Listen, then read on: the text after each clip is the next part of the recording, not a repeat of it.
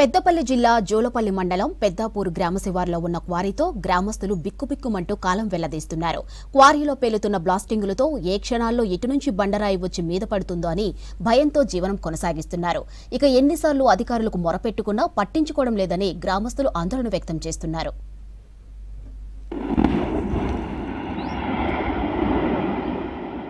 పెద్దపల్లి జిల్లా జూలపల్లి మండలం పెద్దాపూర్ గ్రామ పరిసరాల్లో మొన్నటి వరకు ప్రకృతి అందాలతో ఉన్న పచ్చని కొండలు ప్రస్తుతం క్వారీల బ్లాస్టింగ్ పేలులతో ధ్వంసమవుతున్నాయి. పరిమితికి మించి అక్రమంగా చేపడుతున్న బ్లాస్టింగులతో ఇంటి గోడలు నెర్రాలు వారి కూలుతున్నాయని ఆవేదన వ్యక్తం చేస్తున్నారు. అధికారులు నాయకులు పట్టించుకొని క్వారీని బంద్ చేయించాలని వేడుకుంటున్నారు. కేసర్ వల్ల మాకు పంట నష్టం అవుతుంది.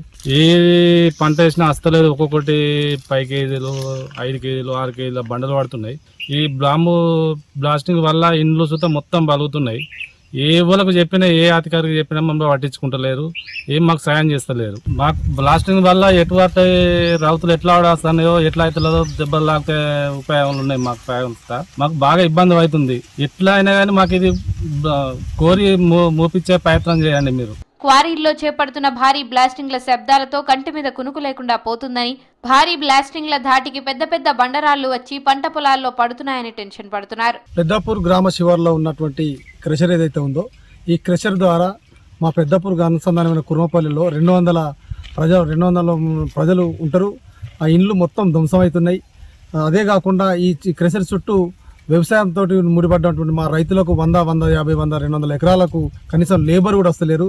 దీనికి సంబంధించి బ్లాస్టింగ్ ఒక ఓపెన్ కాస్ట్లో ఏ మాదిరిగా భయంకరమైన బ్లాస్టింగ్ చేస్తారో ఆ రకంగా బ్లాస్టింగ్ ద్వారా ఇక్కడ రైతాంగం నష్టపోతూ ఉంది. ముఖ్యంగా వరి, మొక్కజొన్న, మామిడి చెట్లు, పత్తి పూర్తిగా పరిమాణకు లోపమై నాశనం అవుతుంది. దీనికి కారణం ఈ క్రెషర్ యజమాని. దీనికి సంబంధించింది సిపి గారికి కంప్లైంట్ చేసినాం, పర్యావరణ ఆఫీసర్ రామగుండం గారికి కంప్లైంట్ చేసినాం. దీనికి గాను హైదరాబాద్ కమిటీ కూడా మమ్మల్ని పిలిచింది. వారొచ్చి కూడా చూసిపోయి ఈ రైతాంగానికి కానీ ఇక్కడ ఉన్నటువంటి ప్రజలకు కానీ న్యాయం చేయకపోయారు.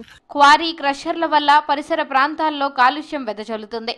వ్యాపారులు అనధికారికంగా స్టోన్ క్రషర్లు నిర్వహిస్తూ విలువైన ప్రకృతి సంపదలు కొల్లగొడుతూ కోట్లకు పడగలెత్తుతున్నారనే ఆరోపణలు వెల్లువెత్తుతున్నాయి. కాలుష్య నియంత్రణ మండలి అధికారులు మాత్రం నిద్ర వ్యవస్థలోనే జోగుతున్నట్లు తెలుస్తోంది. పేలుళ్ల ప్రాంతం గ్రీన్ కేటగిరీ నుంచి రెడ్ కేటగిరీలోకి మారుతున్నా నియంత్రణ కనిపించడం లేదు. బ్లాస్టింగ్ పెడితే ఘోరంగా 4 కిలోమీటర్ దూరం పోతుంది.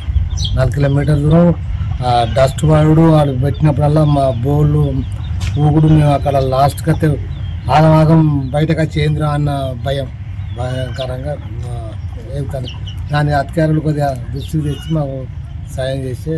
క్వారీల్లో బ్లాస్టింగ్ కు గనుల శాఖ, పోలీస్ శాఖ అనుమతులు లేవు. బ్లాస్టింగ్ కు అనుమతులు ఇచ్చినా జిలెటిన్ స్టిక్స్ బాంబులు పేల్చే ముందు తర్వాత పోలీస్ స్టేషన్లో సమాచారం ఇవ్వాలి. కానీ క్వారీ నిర్వాహకులు వాటిని పట్టించుకోవడం లేదు. పేలుడు సమయంలో పశువుల కాపర్లు లేదా ఎవరైనా చుట్టుపక్కల వారు ఆ ప్రాంతంలో ఉన్నట్లయితే ప్రాణాలు సైతం పోయే ప్రమాదం ఉంది. వీటన్నిటినీ పరిగణలోకి తీసుకోకుండా ఇష్టారాజ్యంగా బ్లాస్టింగ్లు చేపడుతున్నారు క్వారీ యజమానులు. గత 2 రోజుల క్రితం క్వారీని మూసివేయాలంటూ గ్రామస్తులు ఆందోళన చేశారు.